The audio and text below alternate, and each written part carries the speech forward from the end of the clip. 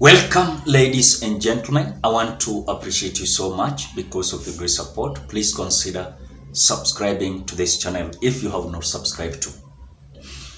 Now, President William Ruto's administration is taking a risk diplomatic gamble in seeking to transact with a country under a trade sanctions from powerful Western countries.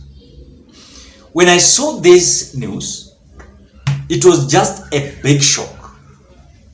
Because sincerely, ladies and gentlemen, as far as we are concerned, the reports are that the Agricultural Finance Corporation proposes to raise the initial 31 billion Kenya shillings for machinery through a loan to be arranged by the government of the Republic of Kenya via the Trade and Development Bank of Commerce, where the government of Belarus is a shareholder.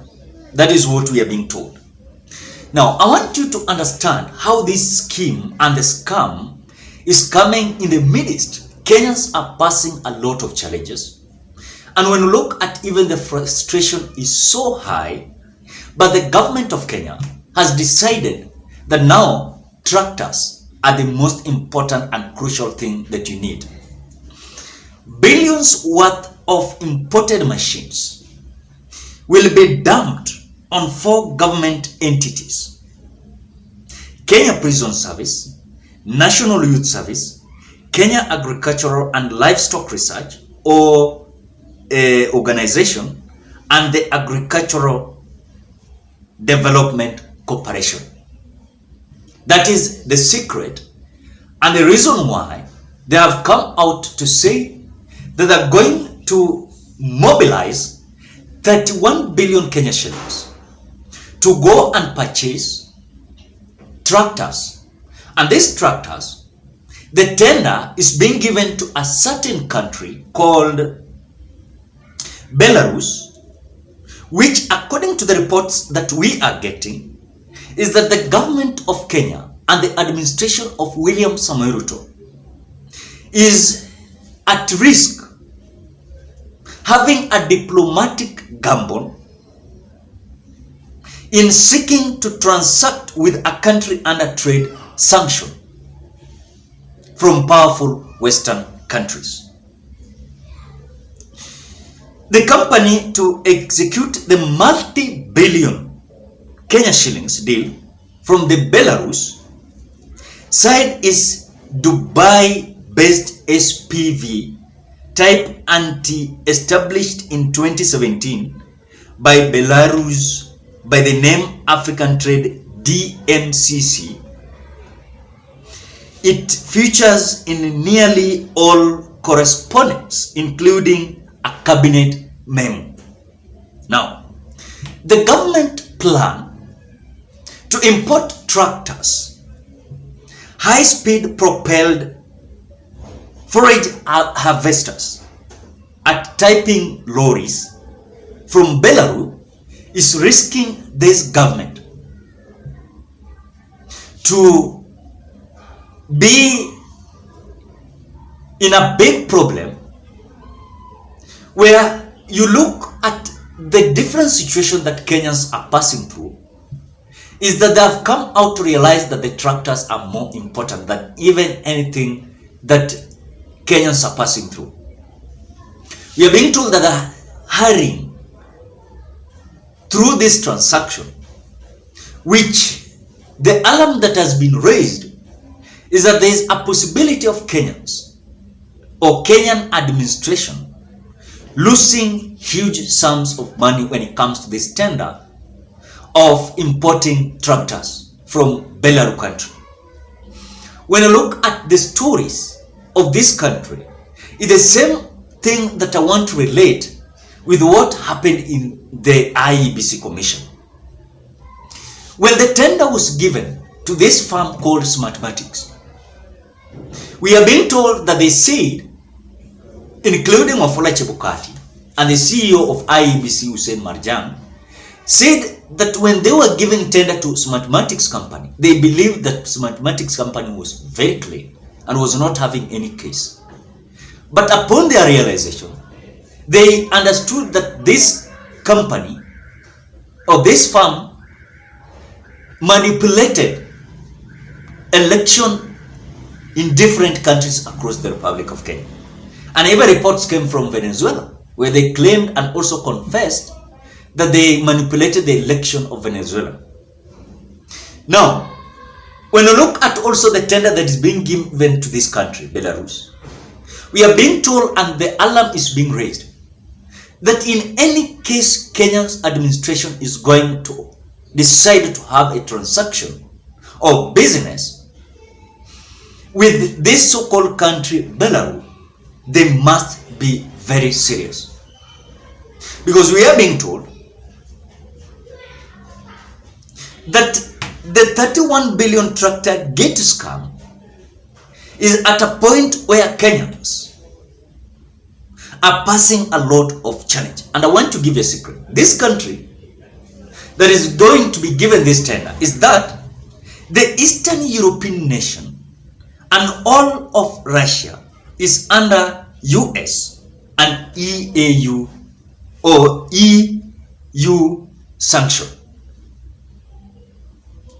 So how will you have a business with a country that is having cases with these countries, Eastern Europe nation,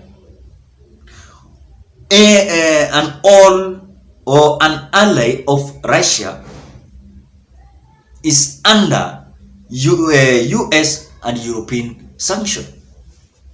So at times when you look at even their argument, we are being told that on the first anniversary of the Russian attack on Ukraine, US Secretary of State Antony Blinken said President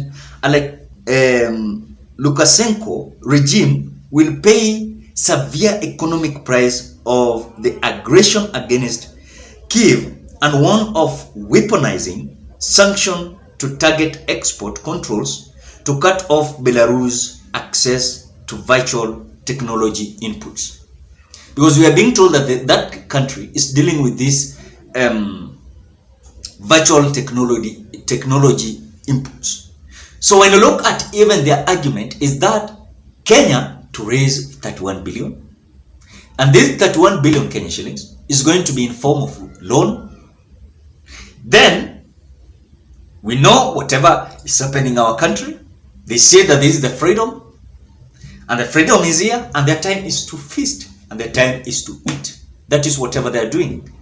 So when you look at even the issues that they are tackling now as the sector of agriculture, I mean, these people are wasting a lot of money.